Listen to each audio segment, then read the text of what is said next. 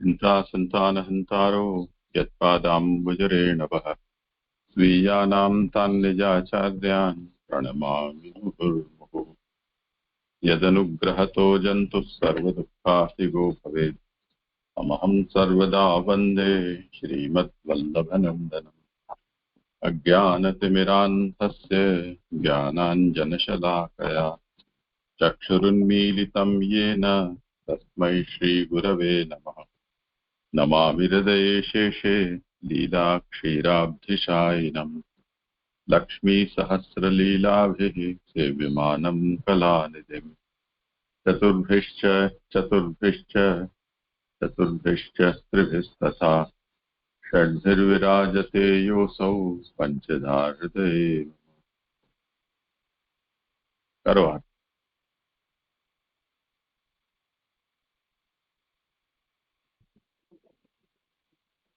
जी जी दंडवत प्रणाम। एक मिनिट पुण्यबેન, હા દંડવત પ્રણામ જે છે જે 174 પેજ પર છે ને, આપણે ત્રિપાદ તો યજ્ઞ સમજાવ્યું હતું, પણ એની પહેલી ફૂટનોટ આવે છે સવનરૂપ. સવન એટલે સોમરસ કાઢવાનો સમય, સવાર બપોર અને સાંજ. તો આ સોમરસ થી શું લેવાનું છે? એટલે સોમરસ જનરલમાં આપણે એવું સમજીએ ને કે પેલું મદિરાને પણ સોમરસ કે, તો અહીંયા હવનમાં કેવી રીતે, એટલે એ સમજવું હતું. દંડવત પ્રણામ. ના, એ સોમા નથી.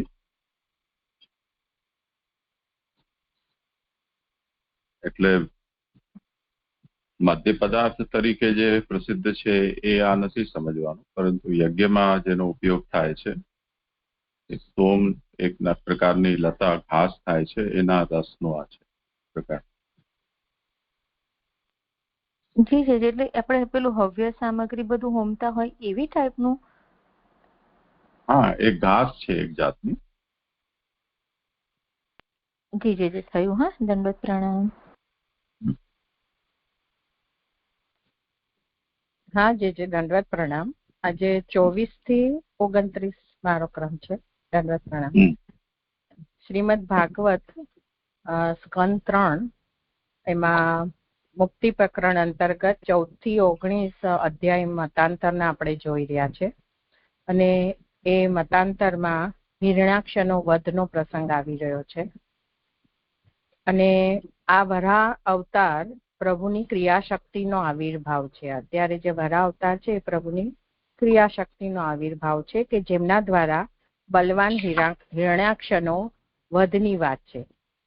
એમાં સૌથી પહેલા વાણી દ્વારા યુદ્ધ થયું પ્રભુ અને વરાહની વચ્ચે. પછી એ 17મા અધ્યાયમાં ઉત્પત્તિ આવી એમ લોકોની હિરણાક્ષ ને હિરણ્યકશ્યપની. 18માં વાણી દ્વારા યુદ્ધ આવ્યું ને 19માં અહીંયા કાયાથી યુદ્ધ આવી રહ્યું છે. એવી રીતે એમની ઉત્પત્તિ, સ્થિતિ અને લય 17, 18 અને 19માં કહેવામાં આવી રહી છે. હવે 19માં કાયાનું યુદ્ધ જે છે એમાં એકચ્યુઅલ યુદ્ધ કાયાથી થયું તેની વાત કરવામાં આવી છે. કે આ યુદ્ધમાં શરૂઆતમાં દેવોને એવું લાગ્યું કે હિરણ્યાક્ષનો જય થશે, એટલે 1 થી 6 સુધીમાં દેવતાઓએ પ્રભુને પ્રાર્થના કરી છે. પછી શ્લોક 7 થી 16માં એટલે 10 શ્લોકમાં સત્ય રીતે હિરણ્યાક્ષ અને પ્રભુ વચ્ચે ગદા યુદ્ધ થયું છે. એમાં સૌથી પહેલા પ્રહાર હિરણ્યાક્ષ તરફથી ગદાથી કરવામાં આવ્યો હતો. અને 17માં માયાનું સામાન્ય વર્ણન કરવામાં આવ્યું છે. શ્લોક 17માં કે જેની અસુરો ઉપાસના ધારવા એને મેળવીને એનાથી યુદ્ધ કરતા હોય છે, એ માયાનું સામાન્ય વર્ણન કર્યું. 18 થી 21માં માયાના 4 પ્રકાર, તામસી, રાજસી, સાત્વિકી અને લૌકિકી પ્રકારનું વર્ણન આવ્યું. 22માં શ્લોકમાં માયાનો સામનો વરાહ ભગવાને પોતાના પ્રિય સુદર્શનનો ઉપયોગ કરીને એ માયાનો નાશ કર્યો, અને જે માયા પ્રગટ જ નથી થઈ પ્રભુના ભયને લીધે તેનો નાશ નથી કર્યો. પછી લાસ્ટ 23માં શ્લોકમાં આપણે જોયું કે હિરણ્યાક્ષના મૃત્યુ સૂચવનારું દુષ્ટ ચિહ્ન 2 પ્રકારે થયું. એટલે દિતિને 2 પ્રકારે સંકેત આવી ગયું કે જે એમના પતિ કશ્યપની વાણી પણ યાદ આવી કે આનો વધ પ્રભુ દ્વારા થશે, અને એમાં બે પ્રકારના કે માતા દિતિના હૃદયમાં કંપ થયો, જેનાથી તેને ભય થયો, કારણ કે ઋષિ કશ્યપે કહેલું વચનનું સ્મરણ થયું. અને બીજું, દિતિના સ્તનમાંથી દૂધને બદલે લોહી નીકળ્યું, કે જે પુત્રનું પોષણ નહીં પણ નાશ કરનારું છે. હવે મારા શ્લોક જે 24 થી 29 છે તેનું પારાયણ પહેલા લઈ લઉં છું. પાના નંબર 175, 19મો અધ્યાય. કે પોતાની માયાઓનો નાશ થયો, કોની? હિરણ્યાક્ષની. ત્યારે ફરીથી કેશવ પાસે આવી તેમને ક્રોધથી બાથમાં લેતા આમને બહાર ઉભેલા જોયા. શ્લોક 25. વજ્રના જેવી પ્રબળ મુક્તિઓથી સારી રીતે પ્રહાર કરતા તેને જેમ ઇન્દ્રે વૃત્રને મારેલો, તેમ ઇન્દ્રિયોથી ઉત્પન્ન થયેલ કર્મ જેમને પહોંચતું નથી તેવા ભગવાને કાનના મૂળમાં હાથથી પ્રહાર કર્યો. શ્લોક 26. વિશ્વ રચનારે અવગણનાથી સહેજ પ્રહાર કરેલો તે ચોતરફ ભમતા ગાત્રવાળો, ઊંચા ચડેલા 2 લોચનો વાળો અને વિખરાયેલા હાથ પગ તથા કેશવાળો થઈ જેમ વાયુએ ઉખાડી નાખેલું ઉત્તમ વૃક્ષ પડે તેમ પડ્યો. શ્લોક 27.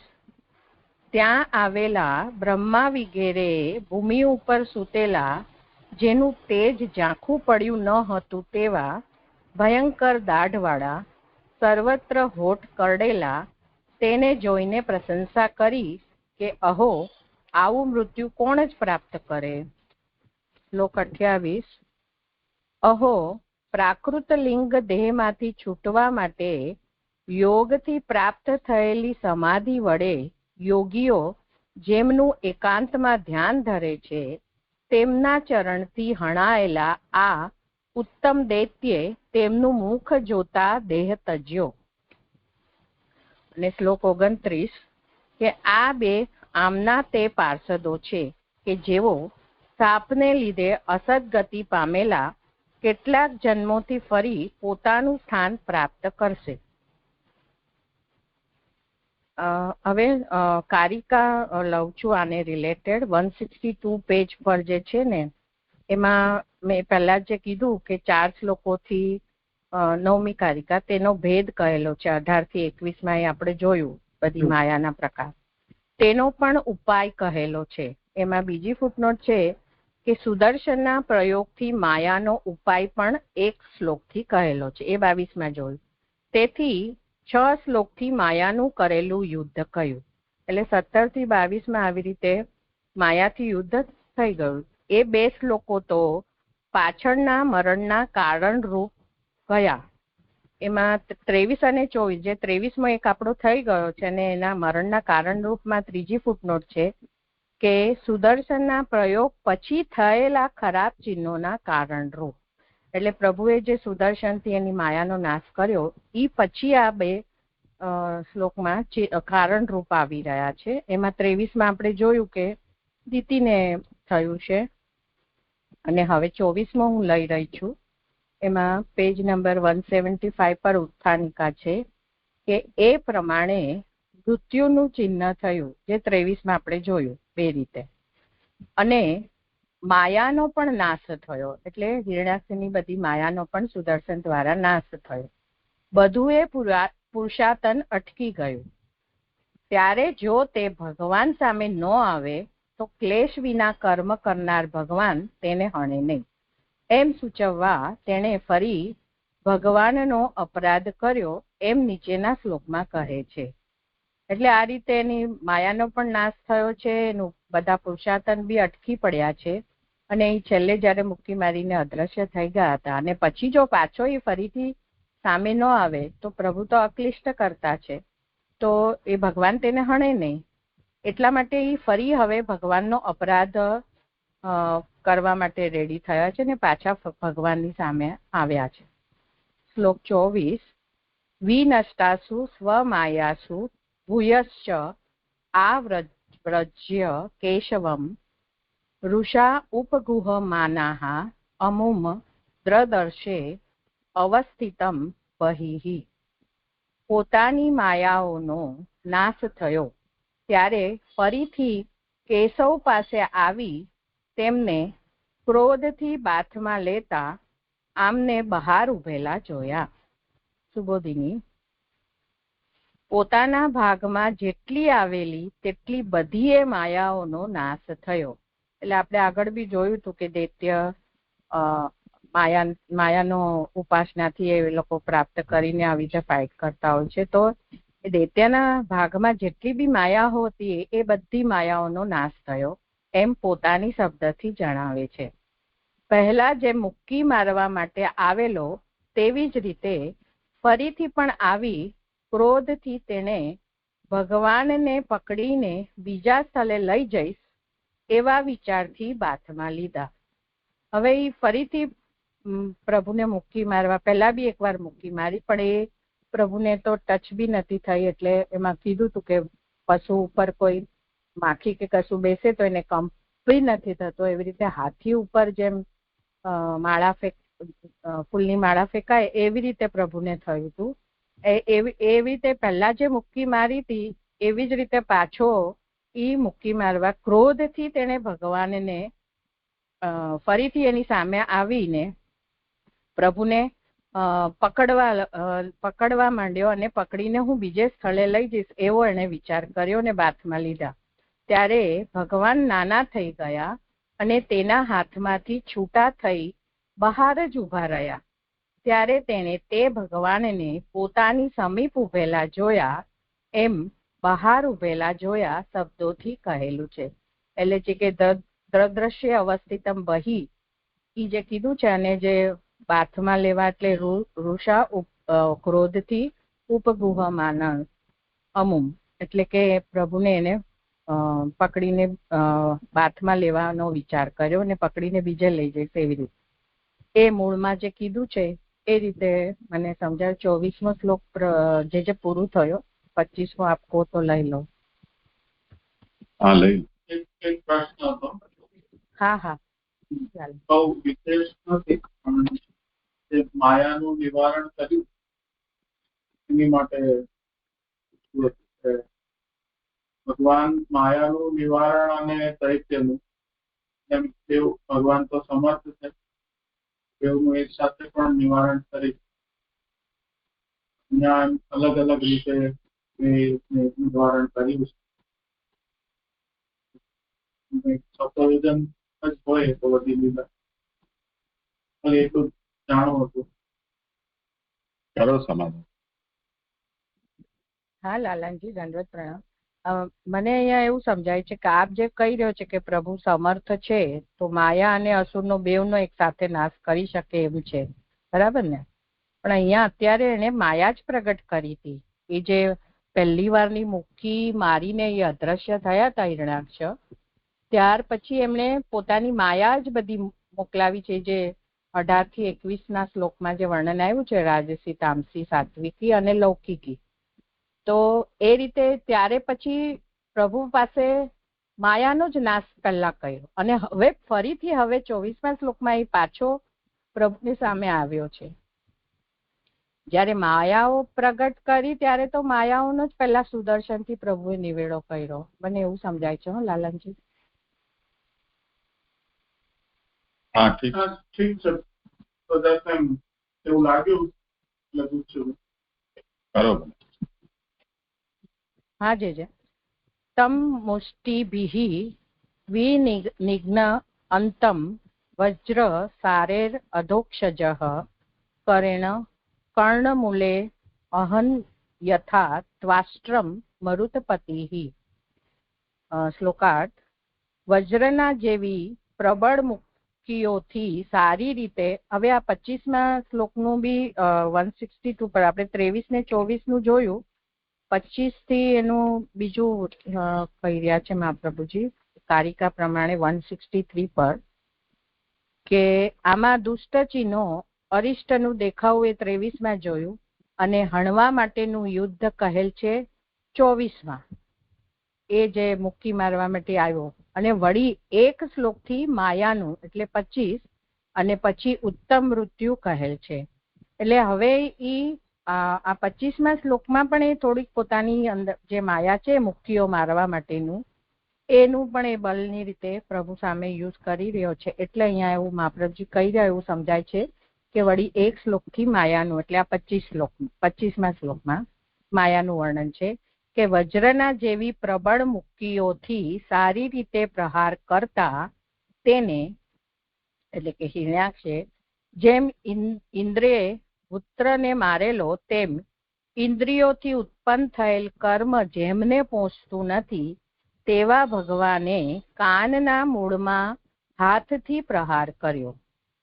સુબોધિની, એમ છતાં પ્રહાર ન કરતા ભગવાનને ફરીથી તેણે જેમ બાળક માતાને અથવા પિતાને પ્રહાર કરે તેમ મુક્તિઓથી પ્રહાર કર્યા. એટલે એના તરફથી પ્રહાર થઈ રહ્યા હતા, પણ જેમ આગળ બી કીધું હતું કે એને હાથી ઉપર ફૂલની માળા, એવી રીતે આ પ્રહાર બી પ્રભુ સુધી પહોંચ્યા નથી. અને એનું એક્ઝામ્પલ આપે છે કે જેમ બાળક માતાને અથવા પિતાને પ્રહાર કરે તેમ મુક્તિઓથી પ્રહાર કર્યા છે હિરણ્યાક્ષે. સારી રીતે પ્રહાર કરતો હતો એ તેને તેવી રીતે મારવાનું કારણ હતું. એટલે હિરણ્યાક્ષ તરફથી તો એ પોતે પોતાનું બધું જ બળ વાપરીને મારી રહ્યો હતો, એનું મારવાનું કારણ હતું. વજ્રના જેવી પ્રબલ વિશેષણથી તેને મારવાનું બીજું કારણ કહેલું છે. એટલે એની જે બી હતી મુક્તિઓ એ ફોલાદ જેવી હતી, એમ વજ્રના જેવી પ્રબલ હતી, એનું બીજું કારણ કહેલું છે. પછી કહે છે વજ્રના પડવા કરતા પણ કઠણ મુક્તિઓથી પ્રહાર કરતો હતો. એટલે જે વજ્રના જેવી તો ખરી, પણ એનાથી પણ વધારે કઠણ મુક્તિઓથી એ ભગવાન પર પ્રહાર કરતો હતો. આગળ કહે છે કે ઇન્દ્રિયોથી ઉત્પન્ન થયેલ કર્મ જેમને પહોંચતું નથી એ શબ્દથી એમ કહેલું છે કે ભગવાને તેને દુઃખને લીધે માર્યો ન હતો. હવે આ જે કીધું છે કે ઇન્દ્રિયોથી ઉત્પન્ન થયેલ કર્મ, જે પ્રભુ અધોક્ષજ છે, એટલે એને જે વજ્ર સારે, એને તો વજ્ર જેવી પ્રબળ બધી મુક્તિઓ મારી, પણ એ પ્રભુ સુધી પહોંચતી નથી. એ રીતે મને અહીંયા સમજાય છે કે જેમ ઇન્દ્રિયોથી ઉત્પન્ન થયેલ કર્મ પ્રભુને પહોંચતું નથી, અધોક્ષજ છે એટલે, અને પ્રભુએ એને આ દુઃખને લીધે સામો પ્રભુ તરફથી જે પ્રહાર કરવામાં આવશે હવે, તો આ જે એને મારવાથી પ્રભુને દુઃખ થાય એટલે એને માર્યો ન હતો એવું સમજાય છે. ઇન્દ્રિયોથી ઉત્પન્ન થયેલ જ્ઞાન અથવા કર્મ ભગવાનને પહોંચતું ન હોવાથી તે બહિર્મુખ હોવાથી પ્રહાર કરતો હતો એવો ભાવ છે. એટલે હિરણ્યાક્ષ તરફથી જે બી અત્યારે પ્રહાર કરવામાં આવે છે એ પ્રભુ સુધી પહોંચતું જ નહોતું. એનું કારણ કે ઇન્દ્રિયોથી ઉત્પન્ન થયેલ જ્ઞાન અને કર્મ એ પ્રભુ સુધી ક્યારે બી પહોંચતું નથી, અને પાછો એ પોતે બહિર્મુખ હોવાથી પ્રહાર કરતો હતો એવો ભાવ છે. કાનના મૂળમાં હાથથી પ્રહાર કર્યો. પ્રભુ તરફથી આ કાનના મૂળમાં એના પ્રભુએ હાથથી પ્રહાર કર્યો શબ્દોથી મારવાનો પ્રકાર કહેલો છે. પછી કહે છે કે આગલો પગ તે હાથ, એટલે અહીંયા જે હાથથી પ્રહાર કર્યો, પણ પ્રભુ અત્યારે વરાના રૂપમાં છે, વરા સ્વરૂપને લીધે પ્રભુનો જે આગલો પગ છે તેને હાથ કહી રહ્યા છે. પછી કહે છે સુદર્શનથી હણવાથી મુક્તિ થાય. એટલે પ્રભુએ અહીંયા પગથી એને માર્યો છે કે હાથથી, જે બી રીતે. તો અહીંયા મહાપ્રભુજી કહી રહ્યા છે કે સુદર્શન નથી વાપર્યું, કારણ કે સુદર્શનથી વધ કરે તો મુક્તિ થાય. તેથી ક્રિયાશક્તિ હાથથી હણવાથી બીજો જન્મ થવાનું સૂચવેલું છે. અને વરા પોતે ક્રિયાશક્તિનો આવિર્ભાવ થયો છે પ્રભુનો, તો એ ક્રિયાશક્તિથી જ એને હણવાનું હતું, અને એનાથી હણે તો જ એનો બીજો જન્મ, કારણ કે આગળ એના શ્રાપને લીધે બીજા 2 જન્મ કરાવવાના છે, મુક્તિ નથી આપવાની. જેમ ઇન્દ્રે પુત્રને મારેલો તેમ શબ્દોથી આનો વધ કરવાનું પ્રયોજન કહેલું છે. એટલે અહીંયા જે દ્રષ્ટાંત આપ્યો છે ઇન્દ્ર અને પુત્રનો, કે જે ઇન્દ્રે દધીચી ઋષિના હાડકામાંથી જે વજ્ર બનાવેલું એનાથી પુત્રને મારેલો, તેમ અહીંયા મુક્તિથી એટલે પગથી પ્રભુ એનો વધ કરવાનું પ્રયોજન કહેલું. કારણ કે પુત્ર તેજ, અસ્ત્ર અને આયુધની સંપત્તિઓ ગળી ગયેલો. શા માટે ઇન્દ્રિયને આવી રીતે માર્યો હતો? તો એ આ બધું ગળી ગયો હતો અને તેનો વધ થતા પાછી પ્રાપ્ત થયેલી. તેમ થયું ન હોત તો ઘણો વધી ગયેલો તે લોકોને જ પોતાની અંદર પૂરી રાખત. એટલે જો ઇન્દ્ર એને આવી રીતે ન મારત, એ જે બધી સંપત્તિઓ ગળી ગયો હતો અને એનો વધ થવાથી આ બધું પાછું બી મળે, અને જો વધ ન થાય તો એ આખા બધા લોકોને જ પોતાની અંદર પૂરી રાખત. તેથી લોકનું રક્ષણ કરવા, દેવોનું હિત કરવા અને તે દૈત્ય પોતાનો સેવક હોવાનું પ્રસિદ્ધ થાય તે માટે ભગવાને તેને હણ્યો, એવો અર્થ છે. એટલે અહીંયા જે પગ કે હાથથી જે પ્રભુ એને મુક્કી મારી છે, તો એના 3 રીઝન અહીંયા મહાપ્રભુ કે લોકોનું રક્ષણ કરવા, દેવોનું હિત કરવા, કારણ કે દેવોએ બી પ્રાર્થના કરી છે, અને દૈત્ય પોતે પણ સેવક છે જય વિજયના હિસાબે, એટલે સેવક હોવાનું પ્રસિદ્ધ થાય તે માટે ભગવાને તેને હણ્યો, એવો અર્થ છે. તે જે શ્લોક 25મો બી પૂરો થયો અહીંયા.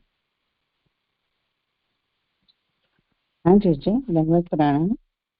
અહીંયા ઇન્દ્રિયથી ઉત્પન્ન થયેલ જ્ઞાન અથવા કર્મ ભગવાનને પહોંચતું ન હોવાથી, તે બહિર્મુખ હોવાથી પ્રહાર કરતો હતો. તો એમાં કર્મ સમજ પડી કે એને મુક્કીથી માર્યું, એ ભગવાનને લાગ્યું નથી. પણ આ જ્ઞાનથી કેવી રીતે સમજવાનું, અને આ બહિર્મુખ એ કેવી રીતે જોડાય છે આ બે વાત?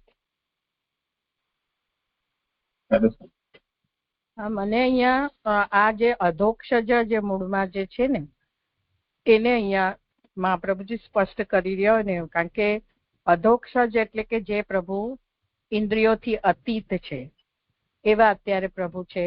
તો અત્યારે એનો આખો માયાનો ને બધાનો નાશ થઈ ગયો છે, મીન્સ કે એનામાં કઈ પોતાનું પુરુષાર્થન રહ્યું નથી. એટલે હવે એની પાસે જે અસુર દેહ છે કે એનાથી જે પોતે ઇન્દ્રિયોથી, જે મનુષ્ય છે ઇન્દ્રિયોથી ઉત્પન્ન થયેલ, હવે ઇન્દ્રિયોથી ઉત્પન્ન બંને વસ્તુ થઈ શકે. ચક્ષુથી આપણને જ્ઞાન થાય છે અને બાકીની બધી કર્મેન્દ્રિયોથી કર્મ આપણે કરતા હોય છે. તો ફક્ત ઇન્દ્રિયોથી જે જ્ઞાન અને કર્મ છે એ અધોક્ષ જ ભગવાનને ક્યારે બી પહોંચતું નથી. એ રીતે અત્યારે જે મુક્તિઓ મારતો તો એ પણ અહીંયા પ્રભુ સુધી પહોંચી નથી, એમ કહેવા માંગે છે, એવું સમજાય છે. અને બીજું એ કે છે કે તે બહિર્મુખ હોવાથી પ્રહાર કરતો, એટલે દૈત્ય છે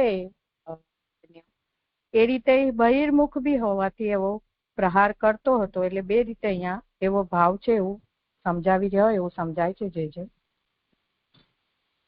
હા, એ દૈત્ય છે એટલે બરાબર છે, બહિર્મુખ છે ને પ્રહાર છે, અને અધોક્ષજ એ બધું બરાબર છે. અને શ્લોકાર્થમાં જ્ઞાનથી નથી લખ્યું કે ઇન્દ્રિયથી ઉત્પન્ન થયેલ કર્મ જેમને પહોંચતું નથી, એટલે આ પ્રહાર ભગવાનને કઈ ઇફેક્ટ નથી કરતું. પણ એ જ્ઞાન મૂળ શ્લોકમાં નથી લખ્યું ને, અહીંયા લખ્યું છે. એટલે આ એક જનરલ વાત હશે. પણ એટલે હું ભગવાનને ઇન્દ્રિયથી જોઉં, ચક્ષુનું એક્ઝામ્પલ આપ્યું, એ ભગવાનને પહોંચે નહીં, એટલે આ કેવી રીતે સેન્ટેન્સ ફ્રેમ થાય પછી? નહીં, એ ઇન્દ્રિયોથી જે કાંઈ બી કરવામાં આવશે એ જ્ઞાન અને કર્મ અધોક્ષજ પ્રભુ જે છે ઇન્દ્રિયોથી અતીત છે, એ રીતે મને કનેક્ટિંગ લાગે છે કે અધોક્ષજ પ્રભુનું નામ છે જે ઇન્દ્રિયથી અતીત છે. મનુષ્ય પાસે ઇન્સ્ટ્રુમેન્ટ ઇન્દ્રિયો છે, તો એ ઇન્દ્રિયોથી જો જ્ઞાન કે કર્મ, જેવી રીતે પ્રભુની કૃપા ઇન્વોલ્વ ન થાય ત્યાં સુધી મનુષ્ય તરફથી જે ઇન્દ્રિયોથી જે કાંઈ બી જ્ઞાન કે કર્મ અર્જિત કરવામાં આવે તે પ્રભુને પહોંચી નથી શકતું એના પોતાના પુરુષાર્થથી. મને એવું સમજાય છે, કારણ કે પ્રભુ અધોક્ષજ છે. પછી આ જનરલ એટલે જ્ઞાન અથવા હા, એટલે જે તે કીધું એમ મૂળમાં કર્મ કીધું છે, પણ અહીંયા જ્ઞાન પણ મહાપ્રભુજી સમજાવવા અથવા કરીને કહી રહ્યા છે.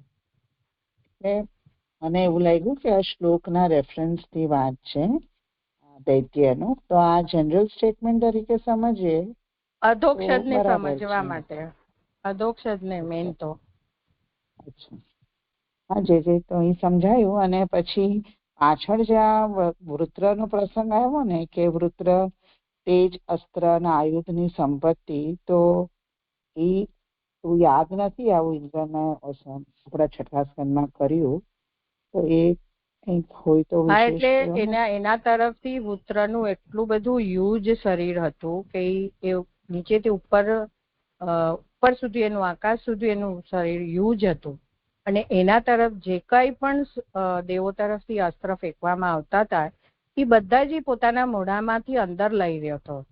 એટલે એને બધું જ એ પોતાની અંદર એ ઘડી રહ્યો હતો, એટલો હ્યુજ હતો એવું મને સમજાય છે.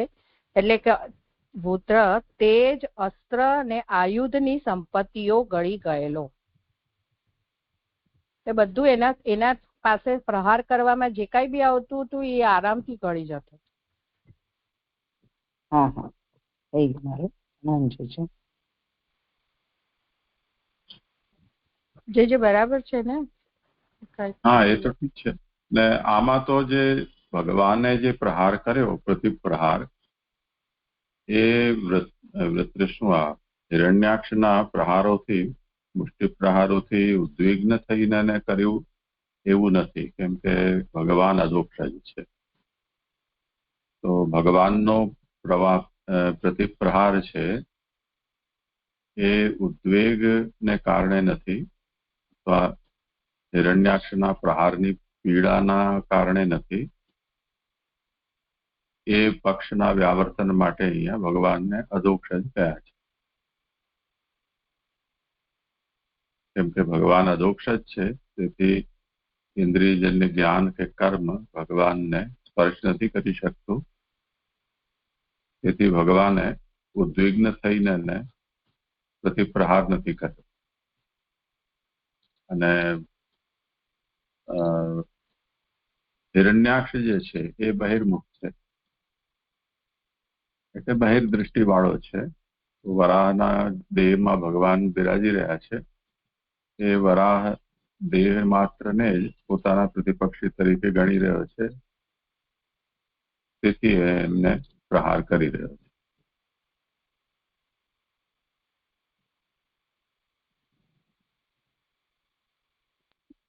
જી જય સ્પષ્ટ બરોબર. હા, હવે શ્લોક 26. હણાયા પછી તે હિરણ્યાક્ષના થયેલા સ્વરૂપનું નીચેના શ્લોકમાં વર્ણન કરે છે. સ આહતો વિશ્વસૃજા હિ અવજ્ઞયા પરિભ્રમદ ગાત્ર ઉદસ્તલોચનઃ વિકીર્ણ ભાવ અંદ્રિશિરોરુહ અપદ્ય યથા નગેન્દ્રો લુલિતો નભસ્વતા. વિશ્વરચનારે અવગણનાથી સહેજ પ્રહાર કરેલો, તે ચોતરફ ભમતા ગાત્રવાળો, ઊંચા ચડેલા બે લોચનવાળો અને વિખરાયેલા હાથ, પગ તથા કેશવાળો થઈ જેમ વાયુએ ઉખાડી નાખેલું ઉત્તમ વૃક્ષ પડે તેમ પડ્યો. આમાં 26માં 163 પેજ પર પછી ઉત્તમ મૃત્યુ કહેલ છે. એટલે આ 26મા શ્લોકમાં આ રીતે પ્રભુએ જેને કાનની નીચે પ્રહાર કર્યો એનાથી એનું મૃત્યુ કેવી રીતે થયું એ આ શ્લોકમાં આવેલું છે, કે હિરણ્યાક્ષનું ઉત્તમ મૃત્યુ આમાં આવેલું છે. સુબોધિની કે વિશ્વ રચનારે અવગણનાથી સહેજ પ્રહાર કરેલો તે પડ્યો એવો વાક્યનો સંબંધ છે. તેનો વધ કર્યો તેમાં ભગવાને શું ઉપકાર કર્યો એવી શંકા થાય, તેથી વિશ્વ રચનારે એમ કહેલું છે.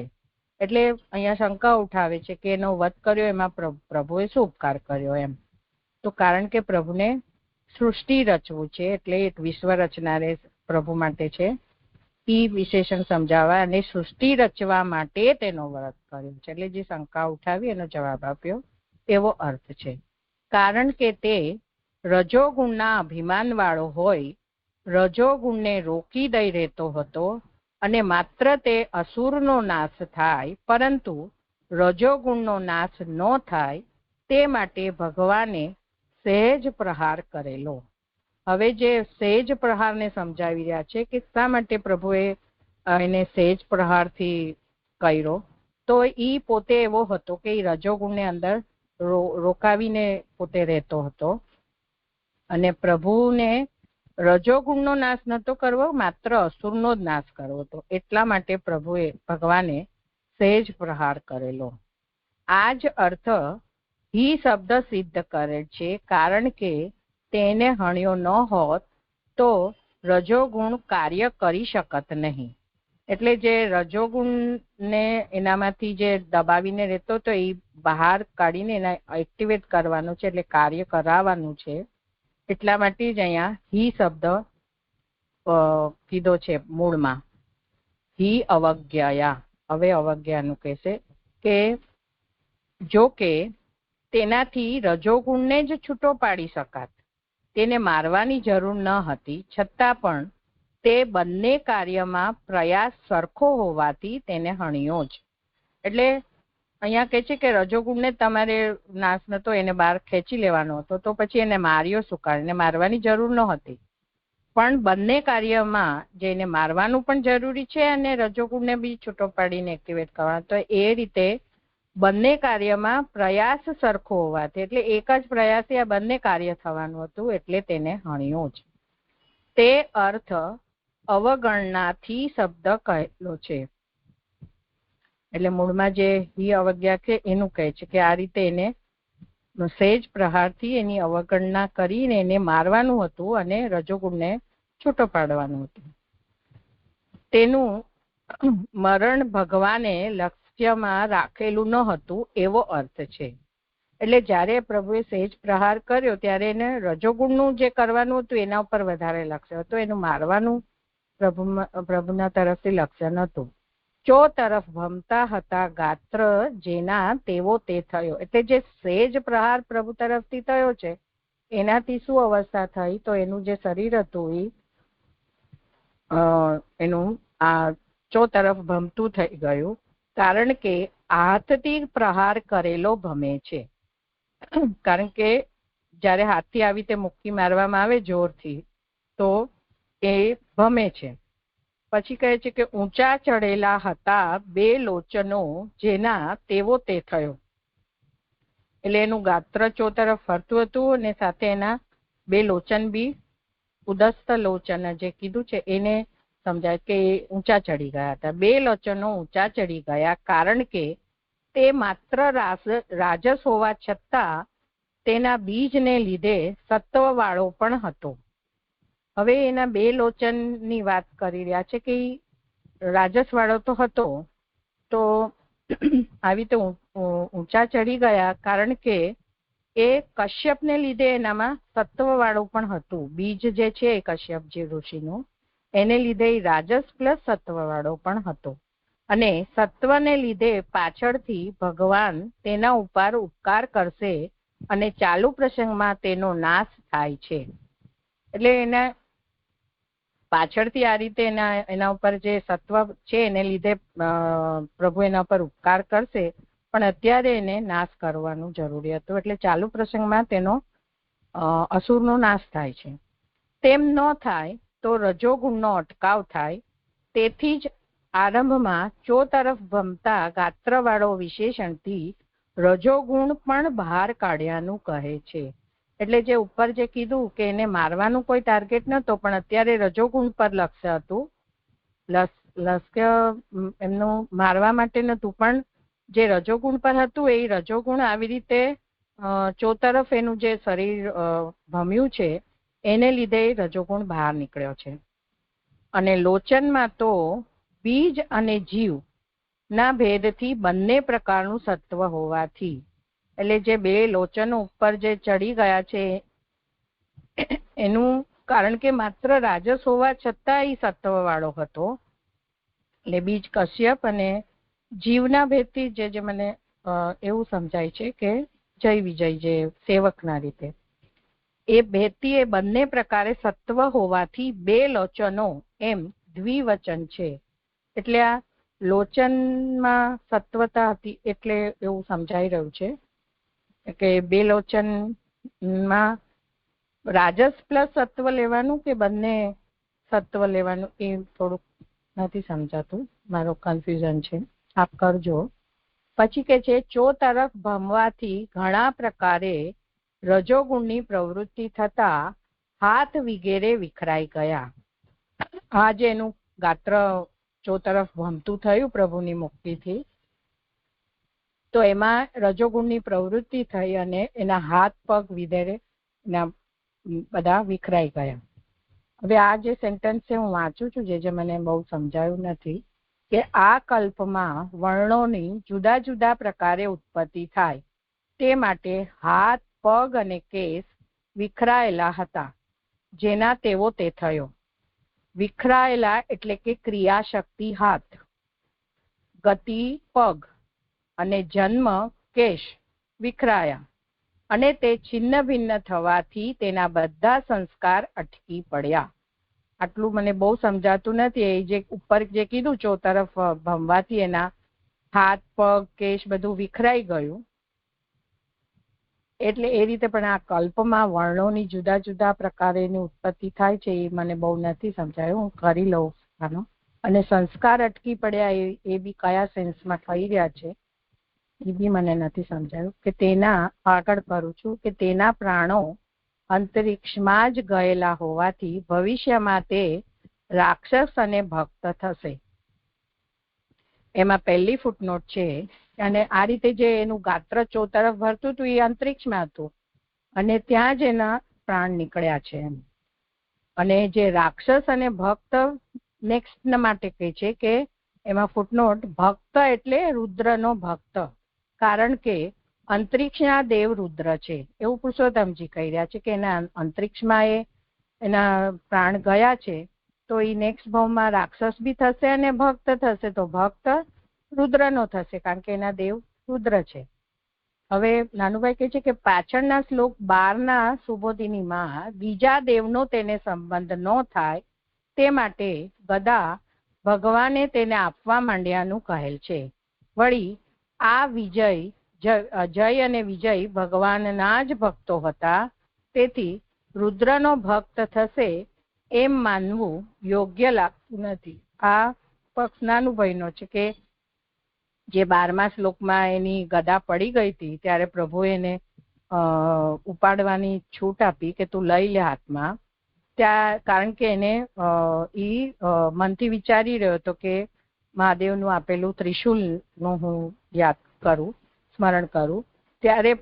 ત્યારે પ્રભુ એવું ઈચ્છતા હતા કે એને આ રુદ્રનો આપેલું ત્રિશુલનું એ ના ઉપયોગ કરે, એટલે બીજા દેવનો સંબંધ ન કરે. અને બીજું કહે છે કે વળી આ જય વિજય ભગવાનના જ ભક્ત હતા. જે પુરુષોત્તમજીએ કીધું કે અંતરિક્ષના દેવ રુદ્ર છે તો ભક્ત રુદ્રનો થશે. અને આપણને ખબર છે કે રાવણ શિવજીના ભક્ત હતા. એટલે અહીંયા જે કહે છે કે વળી આ જે જય વિજય ભગવાનના જ ભક્તો હતા તેથી રુદ્રનો ભક્ત થશે એમ નાનુભાઈને માનવું યોગ્ય લાગતું નથી. હવે આગળ કહે છે કે મરણ પામી પડ્યો એ શબ્દથી ભૂમિ ઉપર તો પ્રાણ ગયા ન હતા એમ કહેલું છે. એટલે મરણ એ અંતરિક્ષમાં જ ગયો છે અને પછી એનું દેહ પડ્યો છે. એમાં બીજી ફૂટનોટ કે ચિહ્નોથી જ તે મરણ પામ્યાનું અહીં જણાય છે. ભગવાને કરેલા પ્રહારથી હાથ પગ વગેરે વિખરાયાનું કહ્યું, તેથી તે છિન્ન ભિન્ન થયાનું પણ જણાય છે. એટલે જે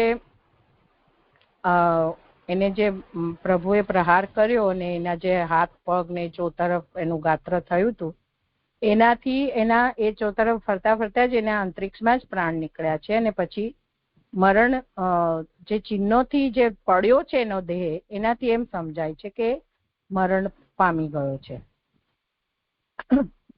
તેમ થવાનું જણાવનાર ચિહ્ન જેમ વાયુએ ઉખાડી નાખેલું ઉત્તમ વૃક્ષ પડે એ દ્રષ્ટાંતથી કહેલું છે. એમાં ત્રીજી ફૂટનોટ છે કે તેમ થવાનું એટલે કે બીજા સ્થાનમાં પડવાનું. એટલે અંતરિક્ષમાં એમનો પ્રાણ ગયો ને પડ્યા, દેહ ભૂમિ પર પડ્યા, તો એટલે બીજા સ્થાનમાં પડવાનું એમ પુરુષોત્તમજી કહે છે. અને અંતરિક્ષમાં પ્રાણ જવાનું એવો અર્થ જણાય છે. તેમ થવાનું એટલે પુરુષોત્તમજી બીજા સ્થાન પર પડવાની વાત કરે છે ને નાનુભાઈ એમ કે છે કે અંતરિક્ષમાં પ્રાણ જવાનું. અને એનું દ્રષ્ટાંતિ સમજાવે છે કે જેમ વાયુથી કોઈ ઉત્તમ વૃક્ષ ઉખડીને નીચે પડે એવી રીતે એનો દેહ પડ્યો છે ભૂમિ. જેમ નભસ્વતા એટલે કે વાયુએ મૂળમાંથી ઉખાડેલું ઉત્તમ વૃક્ષ પડે તેમ તે પડ્યો એવો અર્થ છે. એ જે 26મો શ્લોક પણ અહીંયા પૂરો થયો છે. પણ આ મને નથી સમજાઈ રહ્યું અને આને રિલેટેડ હું લઈ લઉં છું ભાગવતાર્થનું પહેલું જ પાનું, જે આ સંસ્કારની બી વાત છે ને એ પણ આપ ક્લિયર કરજો. ભાગવતાર્થનું પહેલું જ પાનું છે, એમાં નીચેનો પેરેગ્રાફ છે કે અત્યારે અહીંયા એનો દેહ એનો પ્રાણ જે ગયા છે એ અંતરિક્ષમાં ગયા છે અને પછી એનો દેહ પડ્યો છે. પણ અહીંયા કંઈક થોડીક જુદી વાત કરેલી છે કે આ મતાર્થ પ્રમાણે વરા અને હિરણ્યાક્ષનું યુદ્ધ ભૂમિ ઉપર જ થયેલું અને ભગવાનના હાથથી મૃત્યુ થવા છતાં ભગવાનની ઈચ્છાથી જ હિરણ્યાક્ષને મુક્તિ પણ પ્રાપ્ત ન થઈ, અથવા ભગવાનની ક્રિયાશક્તિએ તેનો વધ કરેલ હોવાથી તેને મુક્તિ પ્રાપ્ત ન થઈ, અથવા મુક્તિ આપવા માટે ભગવાને અવતાર લીધો હતો ત્યારે જ તેમનાથી મુક્તિ પ્રાપ્ત થાય. એટલે આ રીતે એની મુક્તિ નથી થઈ એનું કહી દીધું. વળી વરાએ હિરણ્યાક્ષનું ઉદર ચીરીને તેને હણ્યો ન હતો, પરંતુ હણ્યા પછી તેનું ઉદર ચીરેલું.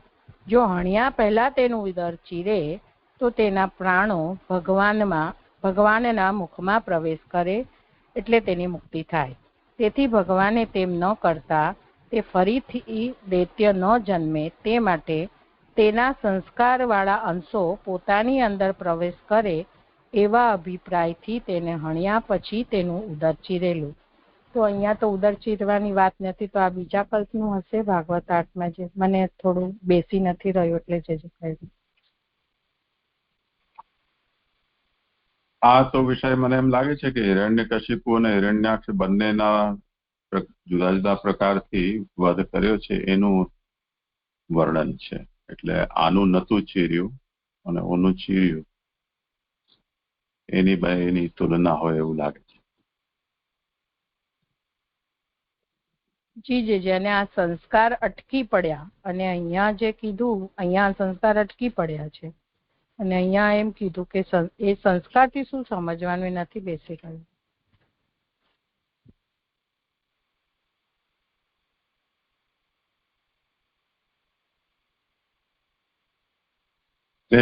એવું અહીંયા જે વર્ણન આવ્યું છે એમાં એમ કહ્યું ને કે વિખેરાયેલા હાથ પગ તથા કેશવાળો થઈ પડ્યો.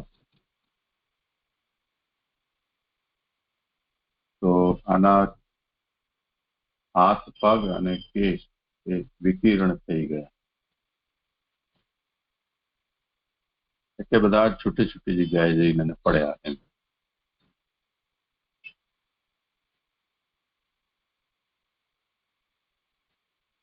તો છિન્ન ભિન્ન થવાથી તેના બધા સંસ્કાર અટકી પડ્યા.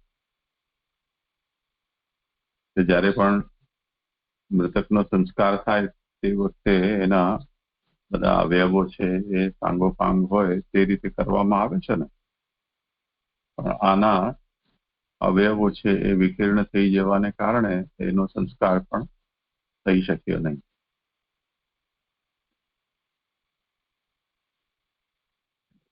જી ક્લિયર થાય. અને ઉપર જે કીધું કે આ કલ્પમાં વર્ણોની જુદા જુદા પ્રકારે ઉત્પત્તિ થાય, એ નહીં સમજાય.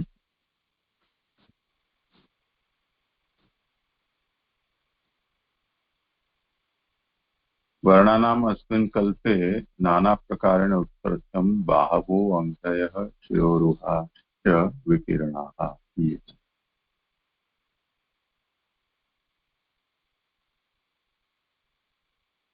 એટલે આ સર્ગના પ્રકરણમાં આ વિષય ચાલી રહ્યો છે ને, એટલે આગળ જઈને જે સર્ગ બતાવવામાં આવશે એમાં વર્ણોની ઉત્પત્તિનો પણ ક્રમ બતાવવામાં આવશે.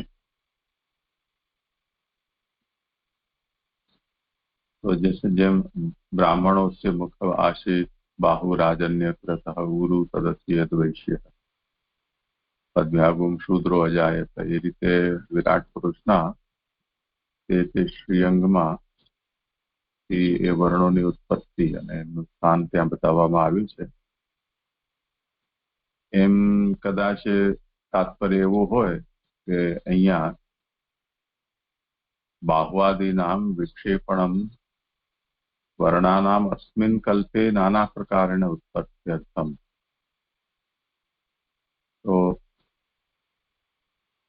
જે વર્ણોની ઉત્પત્તિ આ કલ્પમાં જુદા જુદા પ્રકારે કરવાની છે તેના માટે આના અંગોને વિકીર્ણ કરેલા છે.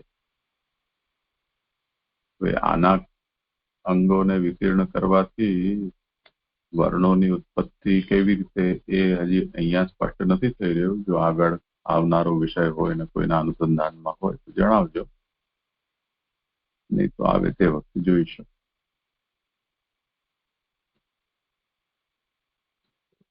જી મારું થયું અહીંયા. હવે કોઈને હોય ને તો હું 27 લઉં. પ્રણામ.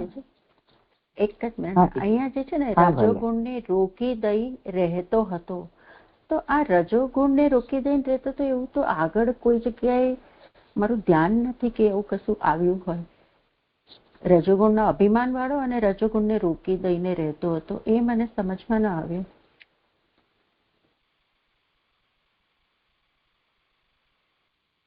જે મારો પણ આ પ્રશ્ન છે. મને એવું સમજાય છે. એક મિનિટ પૂર્ણિમા, હું પણ પૂછી લઉં સાથે. એટલે આમ તો આ દૈત્ય એનું સ્વરૂપ હતું નહીં, તામસી હતો એવું સમજ પડી, અને આ સત્વથી એનું જે બીજ કશ્યપનું હતું એ પણ ખ્યાલ આવે. પણ આ રજોગુણનું કઈ રીતે એનું કાર્ય થાય છે ને એ બધું જે આવ્યું ને એમાં મારો પણ પ્રશ્ન હતો. હા, એટલે મને એવું સમજાય છે આમાં કે જે વિશ્વ રચનારે, તો અહીંયા જે એ શબ્દ બી મહાપ્રભુજી સમજાયું કે સૃષ્ટિ રચવા માટે એનો વધ કર્યો છે. કારણ કે સૃષ્ટિ રચવી છે, મેઇન ટાર્ગેટ આ છે. અને સૃષ્ટિ રચવા માટે આપણને બધાને ખબર છે કે રજોગુણ ઉપયોગી છે. અને આ જે પોતે અસુર હતો, દૈત્ય હતો, ઈ રજોગુણનો અભિમાન વાળો હતો. ઈ જે અંદર એનો આખો જે રજોગુણ અત્યારે સૃષ્ટિ રચવા માટે બી ઉપયોગી છે, તો એ પણ એ બહાર નીકળી જાય એટલા માટે.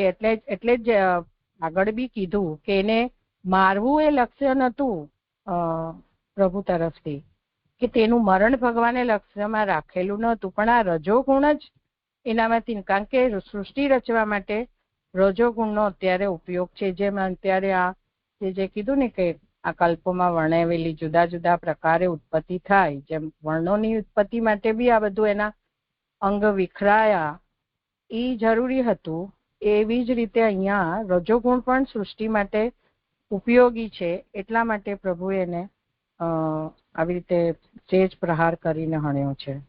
મને આવું સમજાય છે. જે ખોટું હોય તો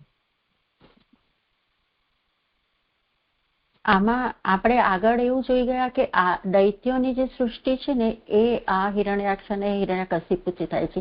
તો એમાં હિરણ્યકશિપુ તો છે હજુ, અને એનાથી દૈત્યોની સૃષ્ટિ તો થઈ જ રહી છે.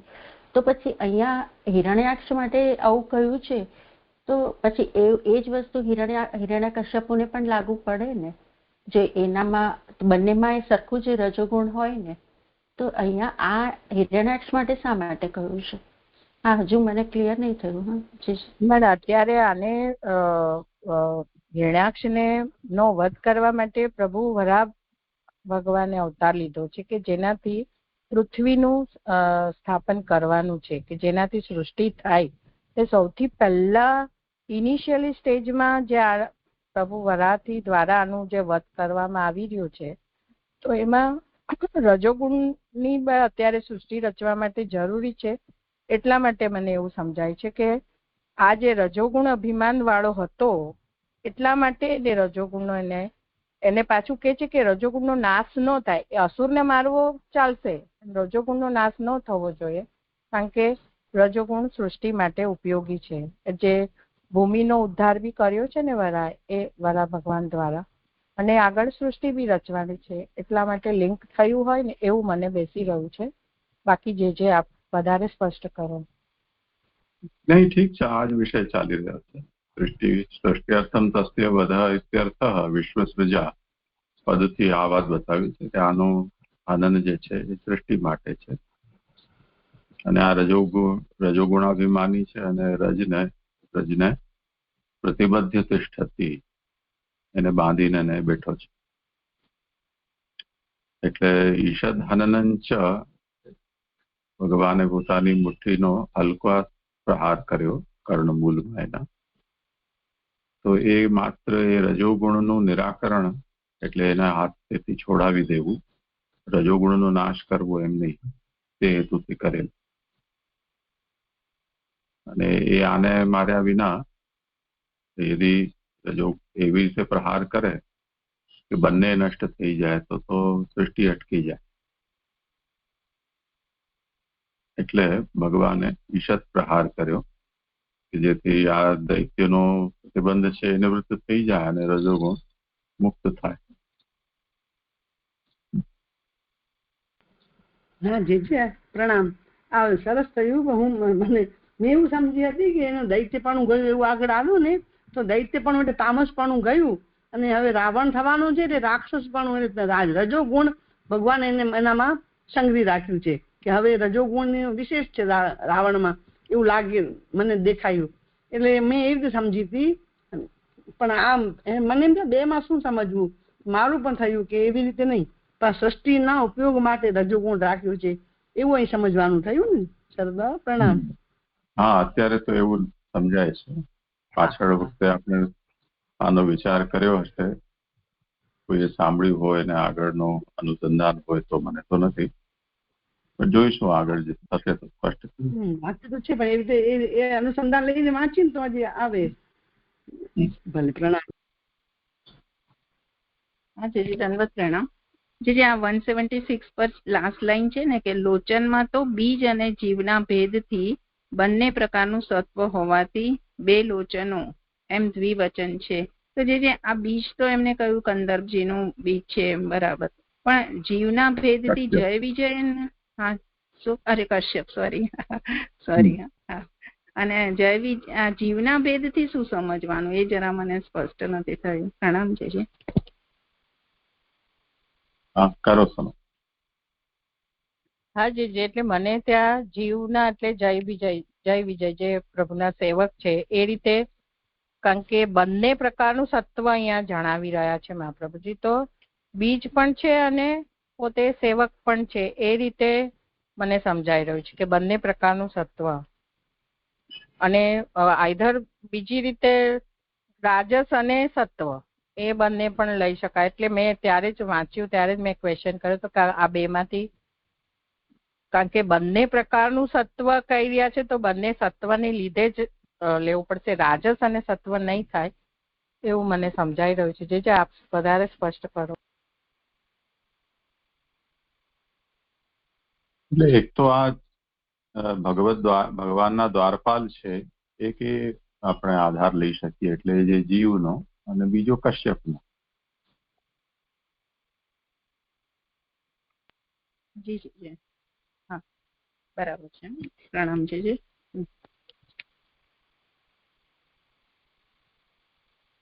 પ્રણામ છે. હા કરું. મને હજુ એક જ મિનિટ બેલાબેન, મારો એક આગળનો ક્વેશ્ચન છે. હા હા, જે 24મા શ્લોકમાં એમ કહ્યું ને કે બહાર ઉભેલા જોયા, તો જે આ 25મા શ્લોકમાં અધોક્ષજ આવ્યું એટલે એમને ઇન્દ્રિયોથી અધોક્ષજ છે પ્રભુ, તો બહાર ઉભેલા જોયા એ રેફરન્સમાં જોવાનું છે. આ મને બહાર ઉભેલા જોયાથી થોડુંક સ્પષ્ટ નથી થયું. પ્રણામ જેજી. હા, એટલે જે મૂળમાં કીધું છે ને નિકિતાબેન કે દદ્રશ્ય અવસ્થિતમ બહિઃ, એટલે રૂસ ઉપગુહમાનમ અમુમ, એ જે કીધું છે ને કે એને પોતે એવું વિચાર્યું કે ફરીથી જયારે પ્રભુ સામે પ્રગટ થયો અને એને મુક્કી મારવા માટે આવ્યો ફરીથી, ત્યારે એને ક્રોધથી એવો વિચાર કર્યો કે હું પ્રભુને પકડીને બીજે સ્થળે લઈ જઈશ. એવા વિચારથી એને બાથમાં લેવા ગયો પ્રભુને, પણ પ્રભુ ત્યારે વરાહરૂપ હતા તે નાના થઈ ગયા અને એમાંથી છટકી ગયા એના બાથમાંથી, એટલે એના બાથમાં આવ્યા જ નથી. ત્યારે તેણે એ બાથમાંથી છૂટી ગયા પછી ભગવાનને પોતાની સમીપ ઉભેલા જોયા, એટલે એને બહાર ઉભેલા જોયા. અને એનું અહીંયા કોઈ કનેક્શન નથી. અહીંયા જે કીધું એ પ્રભુ જે બી સમજાયું કે અધોક્ષ જ છે, એટલે જે મુક્તિથી વારંવાર પ્રહાર કરતો તો એનું મહાપ્રભુજી જેમ બાલક માતા અને પિતાને પ્રહાર કરે એ રીતનું હતું પ્રભુ તરફ. એને પ્રભુને ટચ જ નતું થતું. અને બીજું જે અધોક્ષ જ કીધું છે તો એ કે ઇન્દ્રિયો જીવના તરફથી કોઈ પણ જ્ઞાન કે કર્મ કરવામાં આવે છે એ પ્રભુને પહોંચતું જ નથી, કારણ કે પ્રભુ અધોક્ષ છે. એટલે એને ઉભા રહેલા બહાર જોયા એ તે વખતનું જ છે. અને પછી એ જે બહાર ઉભેલા જોયા એટલે પાછા એને મુક્તિઓથી પ્રહાર કરવાનું ચાલુ કર્યું, એવું સમજાય છે. જી જી જી, આ રીતે જ છે ને? હા થયું. હા હા થયું. હા જી જી, પ્રણામ. હવે પૂછો બેલાબેન, સોરી. હા હા હા જે મને એક એમ જનરલ પ્રશ્ન હતો કે અહીંયા આપણે જોયું કે રામચંદ્રજીનો અવતાર તો ત્રેતા યુગમાં થાય છે, અને એ વખતે દરેક વખતે એ રાવણ સંહાર તો થતો હશે, રાવણ અને કુંભકર્ણ. પણ આ જય અને વિજયના 3 અવતાર અહીંયા કહેલા છે. એટલે કોઈ એક કલ્પમાં પુરુષોત્તમ સ્વરૂપે રામચંદ્રજી જ્યારે અવતાર લીધો હશે, પૂર્ણ પુરુષોત્તમ એટલે જે મર્યાદા પુરુષોત્તમ, ત્યારે તો એમને આનો વધ કર્યો અને એ પાછો એટલે પછી એનો 3જો અવતાર થયો દ્વાપરમાં. પણ આ દર વખતે આપણે જ્યારે એમ કહીએ છીએ કે ત્રેતાયુગમાં રામચંદ્રજીનો અવતાર થાય છે, તો દર વખતે જે રાવણ અને કુંભકર્ણ થતા હશે તો એ આ જય વિજય તો ન જ હોઈ શકે ને? હા, કરો.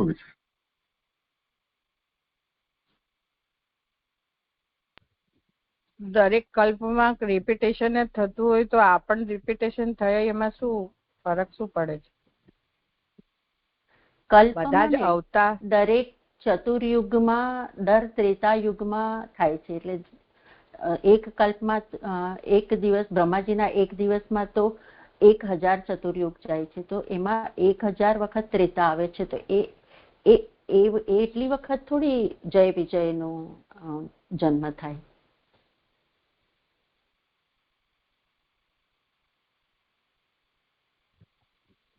જે આપ જ કરો આ ક્વેશ્ચનનો જવાબ, મને નથી સમજાય રહ્યો. હા, કોઈને વિચાર કરવો.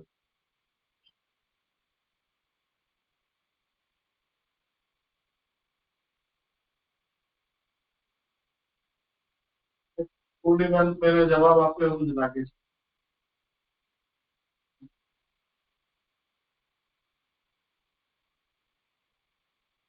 એનું કારણ મને એક જ સમજાય છે કે સાયક્લિકલ આપણે ત્યાં બધું ચાલ્યા જ કરે છે. તો સાયક્લિકલ જય વિજય પણ જન્મ લીયા કરે ને આવી રીતે બધા યુગમાં એનું કાર્ય કર્યા કરે તો બરાબર છે, એમ મને એક્સેપ્ટ છે.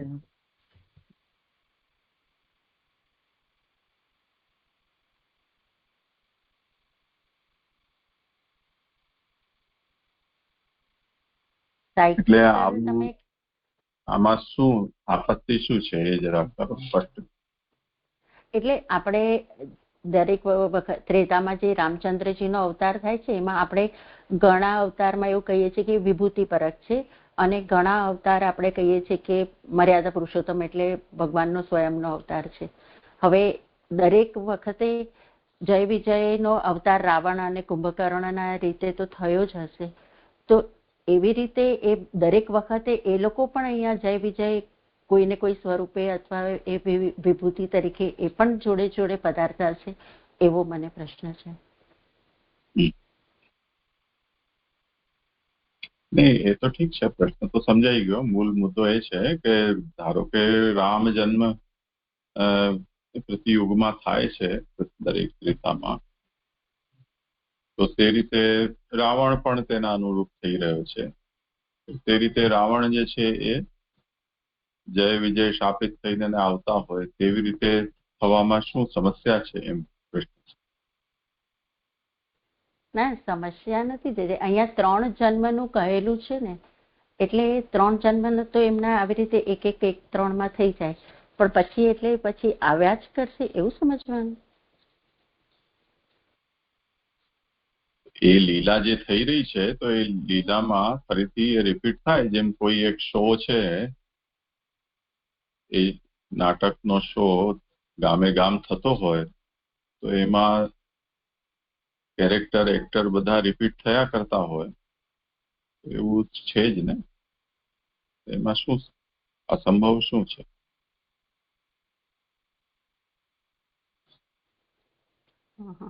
ના, તો પછી એ દર વખતે જે આવવાના છે તો પછી 3 એવી રીતે 3 કહીને કહ્યું છે એટલા માટે દર વખતે આપણે જેમ રામચંદ્રજીનો અવતાર આપણને ખબર છે દરેક ત્રેતામાં થાય છે, એવી રીતે આમનું એમ કેમ નહીં કહ્યું કે જ્યારે પણ ભગવાનનો જન્મ થાય ત્યારે આ લીલામાં એમનો પણ આવી રીતે જય વિજયનો પણ થશે. ત્યાં 3 આપણે કહીને અટકી પડ્યા કે ના 3 પેલામાં 3 વખત થશે એમ. એટલે મને કન્ફ્યુઝન થયું કે થાય છે કે થાય છે તો કોણ થાય છે એમ, જય વિજયના બદલે રાવણ અને કુંભકર્ણ. ભગવાનના મુખ્યતાથી પુરાણનું વર્ણન થઈ રહ્યું છે એટલે ભગવાન અવતાર લીલા છે એને અહીંયા કહેવામાં આવી રહી છે. યદિ અસુર પુરાણ હોત તો અસુરોનો અવતાર તરીકે વર્ણન આવ્યું હોત તો ત્યાં પણ સમભાવામી યુગે યુગે એમ હિરણ્યકશિપુ અને હિરણ્યાક્ષ છે ના સંબંધમાં વર્ણન આવ્યું હોય. એની આવશ્યકતા નથી. આસુરી પુરાણ કોઈ લખ્યું નથી. જી જી જી. અને બીજું મને એ પૂછવું હતું કે ક્રોધ અહીંયા હિરણ્યાક્ષનો પણ દર્શાવ્યો છે અને ભગવાનનો પણ ક્રોધ દર્શાવ્યો છે. તો આપણે એવું કહીએ છીએ કે હિરણ્યાક્ષ તો અત્યારે જીવ છે એટલે એનો જે ક્રોધ છે એ તો પ્રાકૃતિક ક્રોધ છે અને ભગવાનનો જે ક્રોધ છે એ તો અપ્રાકૃત ક્રોધ છે. હવે ક્રોધ બંનેનો અહીંયા આપણે વર્ણન વાંચીએ તો આપણને લગભગ સરખો યુદ્ધની લીલા આપણે જો ન લઈએ તો લીલા આગળના એક શ્લોકમાં એવું પણ આવ્યું છે કે જે મને જે રીતે ભજે છે એવી રીતે હું કરું છું એમ કરીને ભગવાનનું પણ આવ્યું છે.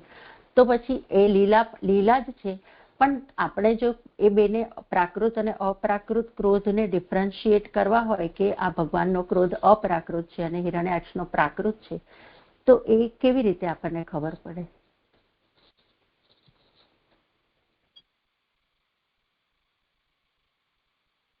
સારું સમાજ.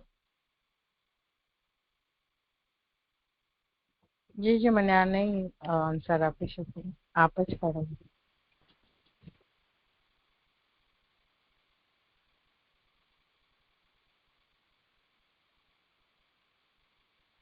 ભગવાને કર્યો છે એટલે ભગવાનનો ક્રોધ અપ્રાકૃત છે, અસુરે કરેલો છે એટલે પ્રાકૃત છે. એ જ તો એમાં ઉત્પત્તિ છે. ભગવાને કરેલો છે એ જ તો ઉત્પત્તિ છે. હા, એ તો અત્યારે મેં પ્રશ્નમાં એવી રીતે જ કહ્યું, પણ આપણને એમ એને ડિફરન્શિએટ કેવી રીતે કરી છે કે ભગવાન છે અપ્રાકૃત એમનો ક્રોધ છે અને આ હિરણ્યાક્ષ જીવ છે એટલે એનો પ્રાકૃત છે. પણ જ્યારે એકલા ક્રોધને જ આપણે લઈએ એટલે ક્રોધની ઉપર જ આપણે એમ પેલું કરીએ તો પછી આપણને એને ડિફરન્શિએટ કેવી રીતે કરી શકીએ કે આ પ્રાકૃત ક્રોધ કહેવાય ને આ અપ્રાકૃત ક્રોધ કહેવાય? એ જ કરનાર કોણ છે એનાથી જે ડિફરન્શિએટ થશે. જે અપ્રાકૃત છે એ જે પણ કરશે તો એની એ ચેષ્ટા પણ અપ્રાકૃત ગણાશે, પ્રાકૃત કરશે તો પ્રાકૃત ગણાશે. તો એમાં અપ્રાકૃતપણું કેવી રીતે આપણે પકડવાનું? એ ભગવાને કર્યું એ વાત હું સમજી ગઈ. આ તો એમને ભગવાન પણ કોઈ બીજાનું સપોઝ ભગવાન સિવાય તો કોઈ છે જ નહીં, પણ અપ્રાકૃત આપણે કોઈ બીજો જીવ હોય કે જે વૈકુંઠમાં હોય અને હવે એ બી અપ્રાકૃત થઈ ગયો છે, તો જેમ કે આ સનકાદિ મુનિઓ એ લોકોએ બી ક્રોધ કર્યો, તો એ પણ જીવનો ક્રોધ ને પ્રાકૃત ક્રોધ કહેવાશે? એ તો આપણે એનું સમાધાન જોઈ ગયા છીએ ને કે આ તો અપવાદ છે અને ભગવાન દ્વારા કરાવેલું છે. એટલે એ લોકો પોતાના અંદર આ જાતનું વિચારીને સ્તબ્ધ થઈ ગયા કે આવું અમારાથી કેમ થઈ શક્યું, પણ એ ન સમજી શક્યા. ભગવાને એમને સ્પષ્ટ કર્યું કે આ તો મેં કરાવ્યું છે.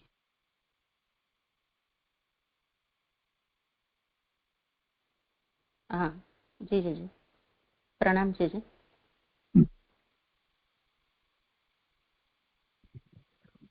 હા જીજે આગળ કરું. દંડવત પ્રણામ.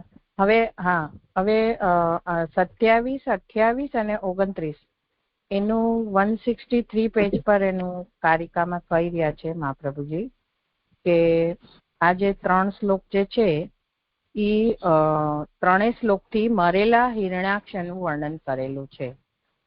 27, 28 અને 29 એ હું લઈ રહી છું. 27નો શ્લોક. નીચેના શ્લોકમાં મરેલા હિરણ્યાક્ષનું વર્ણન કરે છે. ક્ષિપ્તો શયાનમ તમ અકુંઠ વર્ચસમ કરાલ દંષ્ટ્રમ પરિદ્રષ્ટ અચ્છદમ અજાદયો વીક્ષ્ય સસંસુ આગતા અહો ઇમામ કોનું લભતે સંસ્થિતમ.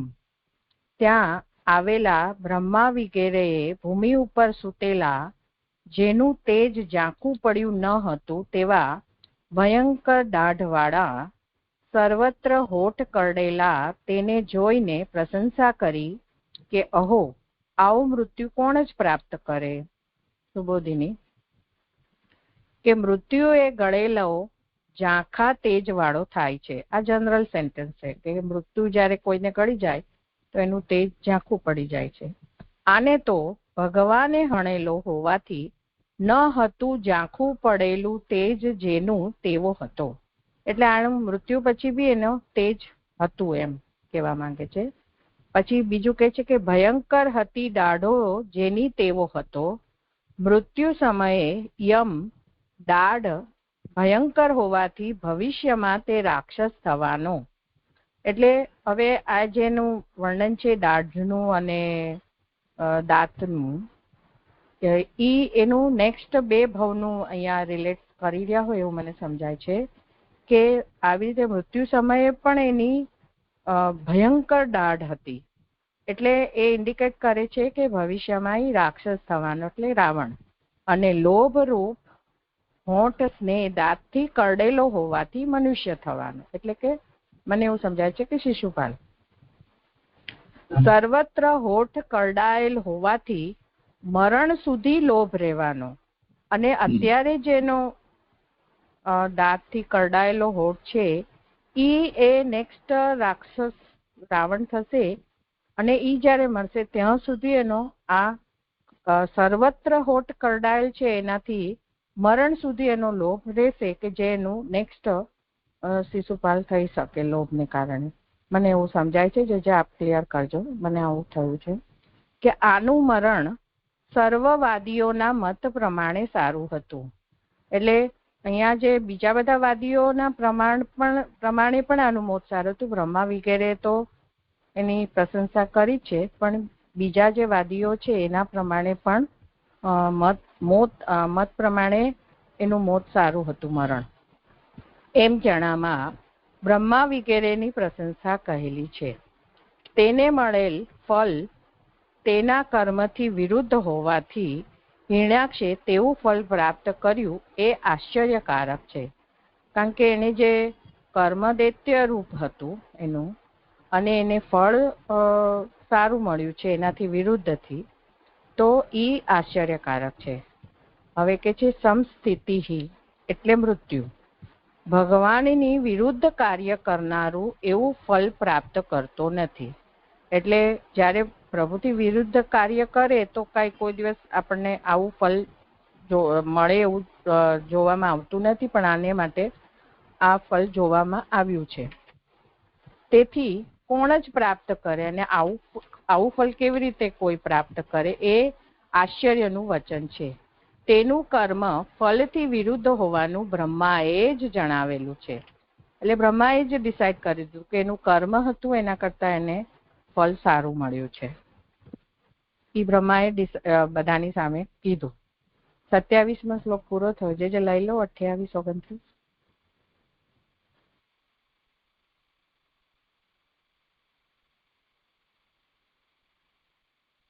કરો જી જે હવે 28મો, વળી આ ફળ તેવું જ છે એવી શંકા ન કરવી. એટલે જે ઉપર જે કીધું કે કર્મથી વિરુદ્ધ ફળ એને જણાવ્યું છે, તો આ ફળ તેવું જ છે એવી શંકા ન કરવી, પરંતુ ઘણા ઉત્તમ યોગનું આ ફળ છે. એટલે કે કર્મથી વિરુદ્ધ ફળ તો છે, પણ એમાં પણ એ ઉત્તમ યોગનું ફળ છે, એવું અત્યારે નીચેના શ્લોકમાં કહે છે. યમ યોગીનો યોગ સમાધિના રહો ધ્યાયંતી લિંગાત અસતો મુમુક્ષયા તસ્ય એષ દૈત્ય ઋષભઃ પદાહતો મુખમ પ્રપશ્યમ તનુમ ઉત્સસર્જઃ. અહો, પ્રાકૃત લિંગ દેહ માંથી છૂટવા માટે યોગથી પ્રાપ્ત થયેલી સમાધિ વડે યોગીઓ જેમનું એકાંતમાં ધ્યાન ધરે છે, તેમના ચરણથી હણાયેલા આ ઉત્તમ દૈત્યે તેમનું મુખ જોતા દેહ તજ્યો. એટલે યોગી એને જો ઉપર શંકા ઉઠાવી, તો આ ઉત્તમ જે યોગીઓને જે ફળ મળે છે એમાં પણ જે ઉત્તમ યોગ હોય ને એ રીતનું આને ફળ મળ્યું છે. જે એટલે કે આ એવું જ ફળ છે એવું નહીં વિચારતા કે કર્મથી વિરુદ્ધ પણ ઉત્તમ છે એમ. એ અહીંયા શ્લોકમાં કહી રહ્યા છે. એમાં સુબોધિની લઉં છું કે અસતઃ એટલે પ્રાકૃત, લિંગાદ અસતો જે મૂળમાં કીધું છે, લિંગાત એટલે કે અહીંયા લીનાદ છે પણ ગ કરવાનો છે. સૂક્ષ્મ ઇન્દ્રિયો વગેરેના સમૂહ રૂપ લિંગ દેહમાંથી છૂટવા માટે જેમણે યોગ ઉપર વિજય પ્રાપ્ત કરેલો છે તેવા યોગીઓ યોગથી જ સમાધિ પ્રાપ્ત કરીને જે ભગવાનનું તેમાં ધ્યાન ધરે છે, તેમના ચરણથી હણાયેલા એ દેહ તજ્યો. એટલે જેવી રીતે યોગીઓ યોગ કરે છે તો પોતાના લિંગ શરીરથી છૂટવાને એમાં પણ એ પોતે જેનું ધ્યાન ધરે છે એ ભગવાન દ્વારા, એટલે એ ભગવાનના ચરણથી આનો દેહ તજાયો છે, એટલે કે એનો સ્પર્શ થયો છે સાક્ષાત. એ રીતે બંનેમાં કમ્પેરિઝન કરીને આને ઉત્તમ કહી રહ્યા છે કે બીજા માર્ગમાં રહેલાઓએ પણ સમાધિમાં ચિંતન કરેલી આ વરાની માનસી મૂર્તિ પણ મોક્ષ પ્રાપ્ત કરાવે છે, ત્યારે તો આ તો સાક્ષાત ભગવાન તેમને પણ ગતિ આપનારો ભક્તોનો આધાર બનેલો ચરણ તેનાથી હણાયેલો. એમાં પહેલી ફૂટનોટ છે કે તસ્ય અપી, એટલે ઉપર જે તસ્ય એષ છે ને એનું અહીંયા કહી રહ્યા હોય એવું સમજાય છે કે તસ્ય અપી એટલે પ્રકૃતિને પણ, એ પુરુષોત્તમજી કહી રહ્યા છે, તેમને પણ જે ગતિ આપનારો. એટલે યોગીઓમાં જે કહીએ તો આપણે પ્રકૃતિને પણ એ ગતિ દૂર કરે છે, એનાથી છોડાવે છે. અને આગળ કે છે કે અશ્યાપી એવો વૃંદાવન વાળી પ્રતનો પાઠ લીધો છે, તો એનો મીનિંગ એ થાય કરે છે મનાનુભાઈ કે તે ભગવાનને પણ ગતિ આપનારો ચલાવનારો તેમનો ચરણ છે. એટલે મને અહીંયા એવું સમજાઈ રહ્યું છે કે ભગવાનના ચરણને પણ ગતિ આ દૈત્યએ અપાવ્યો છે. એ રીતે મને સમજાય છે કે જે ભક્તોનો આધાર બનેલો ચરણ છે પ્રભુનો, એને ગતિ આણે અપાવી છે દૈત્યએ, એવું મને સમજાય. કદાચ જે મારું ખોટું બી હોય કે અને એ ચરણથી એ હણાયેલો છે. આ દૈત્ય પણ પોતાના ધર્મમાં શ્રદ્ધાવાળો હતો એમ ઉત્તમ દૈત્ય શબ્દથી કહેલું છે. એટલે આ પોતે પોતાના ધર્મમાં પણ શ્રદ્ધાવાળો હતો, વળી તેને મૃત્યુ સમયે પૂર્ણ જ્ઞાન હતું. હવે આપણને એમ થાય કે આ દૈત્ય હતો ને એને વરાને પ્રભુ તરીને પણ વરા જે એની આકાર છે એ રીતે એની સાથે ફાઇટ કરતો હતો, પણ અહીંયા મહાપ્રભુજી કહે છે કે એને મૃત્યુ સમયે એને પૂર્ણ જ્ઞાન હતું, કારણ કે વરાનું મુખ જોતા તેણે દેહ ત્યજ્યો. એનું કારણ બતાવી રહ્યા છે કે વરા પ્રભુનું મુખ એને જોઈને દેહ ત્યજ્યો હતો, એટલે એને મૃત્યુ સમયે પૂર્ણ જ્ઞાન હતું. તે પરંપરાનો જ ત્યાગ કર્યો એવો અર્થ છે. એમાં પરંપરાનું બીજી ફૂટનોટ છે કે તે પરંપરા એટલે કે દૈત્યની પરંપરા. એટલે અત્યારે જે દૈત્યનો દેહ છે તો હવે દૈત્યનો દેહ નહીં મળે એને, પણ રાક્ષસનો દેહ થશે. એ રીતે મને સમજાઈ રહ્યું છે કે દૈત્યની પરંપરાનો એને ત્યાગ કર્યો, એવો અર્થ છે. આશ્ચર્યકારક છે એમ બ્રહ્માએ દેવો પ્રતિ તેનું એટલે કે તેણે પ્રાપ્ત કરેલું ફળ કહેલું છે. એટલે આજે બ્રહ્માજીએ કીધું કે આ રીતે એ આશ્ચર્યકારક છે, જે બ્રહ્માજીએ જણાવ્યું કે કર્મથી તેનું કર્મ ફળથી વિરુદ્ધ હોવાનું છે, એટલે કે આ રીતે ઉત્તમ છે અને એ રીતે એ આશ્ચર્યકારક એનું ફળ છે. જે 28મો બી શ્લોક પૂરો થયો અહીંયા. આજે મેં કીધું કે તેમને પણ ગતિ આપનારો ભક્તોનો આધાર બનેલો ચરણ, એનું જે નાનુભાઈ કીધું કે તે ભગવાનને પણ ગતિ આપનારો એટલે કે ચલાવનારો તેમનો ચરણ છે. તો દૈત્ય દ્વારા પ્રભુનું ચરણ ચાલે એવું સમજવાનું કે મને ખોટું સમજાવ્યું છે? જે નહીં, ભગવાનનો ચરણની વાત થઈ રહી છે ને. પણ એ દૈત્યને લીધે ચરણ ગતિ પામ્યો એમ પૂછી રહી છું. ના, એવું નથી. તેમને પણ ગતિ આપનારો ભક્તોનો આધાર બનેલો ચરણ એટલે ભગવાનનો ચરણ. તેમને પણ ગતિ એટલે ભગવાનને પણ ગતિ આપનારો. એ તો ચરણ તો ગતિનો છે જ આપનાર. જી જે અને જે મૂળમાં તસ્ય એશ, તો એશ્ય અને અપી બે એક જ છે? નહીં, પાઠભેદ કયો છે. અસ્યાપી એ પાઠ એમણે ગ્રહણ કર્યો છે. સત્યાપીની જગ્યાએ અસ્યાપી. આ તો સુબોધનીજીના પાઠની વાત છે, શ્લોકની વાત નથી. ના, મેં શ્લોકમાં જે આપ્યું છે ને તસ્ય એશ,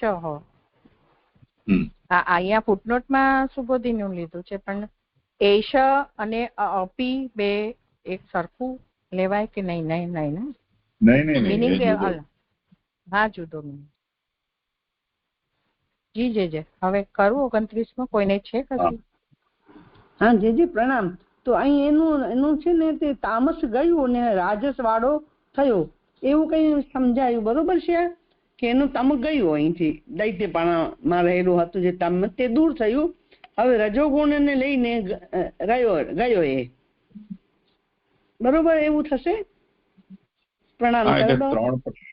ત્રણ કયા છે ને અલગ અલગ, મનુષ્ય, પછી અસુર અને દૈત્ય. અત્યારે દૈત્ય, તામસ દૈત્ય જે છે એની નિવૃત્તિ થશે. તે પછી હવે રાક્ષસ અને રહેશે બાકી મનુષ્ય. જી પ્રણામ. કરું છે આગળ? હવે આગળ કે છે કે એવી રીતે મરણ થવા છતાં અને બીજા જન્મનો સંબંધ રહેતા વિસ્મયથી બ્રહ્મા વિસ્મય પામેલા દેવોને નીચે પ્રમાણે કહે છે. હવે બ્રહ્માજી દેવોને આ શ્લોકમાં કહી રહ્યા છે કે એતો તો પાર્ષદ અવશ્ય સાપદ્ય એતો અસદ્ગતિમ પુનઃ કતિપયૈઃ સ્થાનમ પ્રપત્યસ્યેતેહ જન્મભિઃ. આ બે આમના તે પાર્ષદો છે કે જેઓ સાપને લીધે અસદ્ગતિ પામેલા કેટલાક જન્મોથી ફરી પોતાનું સ્થાન પ્રાપ્ત કરશે. આ જે બ્રહ્માજી દેવોને અહીંયા એનો મૃતદેહ પડેલો છે એને અત્યારે દેવોને કહી રહ્યા છે કે આ બે પ્રભુના પાર્ષદો હતા અને સાપને લીધે એ અસદગતિ પામેલા દૈત્યનું, અને હવે કેટલાક જન્મોથી ફરી પોતાનું પાછું સ્થાન પ્રાપ્ત કરશે. તે એટલે કે ઉપર જણાવેલા આમના ભગવાનના જ પાર્ષદો હોવાથી એવું ફળ પ્રાપ્ત થાય તેમાં આશ્ચર્ય નથી. એટલે કે આ જે આશ્ચર્ય થાય એવું શા માટે છે? તો એ પ્રભુના બે પાર્ષદો હતા. એવી સ્થિતિ થવાનું કારણ સાપને લીધે અસદગતિ પામેલા શબ્દોથી કહ્યું છે. અને આ જે પ્રભુના પાર્ષદો હતા પણ સાપને લીધે અસદગતિ પામેલા છે, ત્યારે ક્યારે છુટકારો થશે એ જાણવાની ઈચ્છા થાય, તેથી ઉત્તરાર્ધ કહેલો છે. જે પુનઃ કતિપયે સ્થાનમ એ જે કીધું છે, તો ઉત્તરાર્થી એ કીધું છે કે આ જન્મ સાથે 3 પ્રકારના જન્મોથી છુટકારો થશે. એટલે આ પહેલો જન્મ છે, અને એવી રીતે બીજો ને ત્રીજો 3 પ્રકારના જન્મોથી આ લોકોનો છુટકારો થશે સાપથી. કર્મની ગતિ જાણી ન શકાય તેવી હોવાથી કલ્પનાથી જન્મો એમ બહુવચન કહેલું છે. એ જે કેટલાક જન્મોથી જે બહુવચન એનું અહીંયા મહાપ્રભુજી કે કર્મની ગતિ આપણે જાણી નથી શકતા. આમ તો 3 જન્મનો લોકોને સાપ થયો હતો, પણ કર્મની ગતિ જાણી ન શકાય એવાથી જન્મો એમ બહુવચન યોજેલું છે. અહીંયા 29મો શ્લોક પૂરો થાય છે, અને આની સાથે અહીંયા આ જ શ્લોકમાં પુરુષોત્તમ સહસ્ત્ર નામ આવી રહ્યું છે. લઈ લઉં જે બ્રહ્મ સાપ વિમોચક, બ્રહ્મયજ્ઞના સાપથી મુક્ત કરનાર. બ્રહ્મજ્ઞ એટલે કે બ્રાહ્મણ સનકાદિક મુનિઓના સાપથી પોતાના પાર્ષદોને મુક્ત કરનાર પરમાત્મા છે. જ્યારે એમને સાપ થયો ત્યારે તમે 3 જન્મે મુક્ત થઈ પાર્ષદો બનશો એમ જણાવી તેમાંના એક હિરણાક્ષ રૂપ ધારીને વરા રૂપથી મારી સાપમાં ન્યૂનતા પ્રભુએ કરી છે. એટલે એક જન્મ એમનો ઓછો કર્યો છે. તેથી જ પોતે પ્રભુ બ્રહ્મ સાપથી મુક્ત કરનાર છે. એવી રીતે બ્રહ્મ સાપ વિમોચક આ શ્લોકમાં આવી રહ્યું છે. જે દંડવત પ્રણામ. મારું નિરૂપણ અહીંયા પૂરું થયું. કોટી કોટી દંડવત પ્રણામ.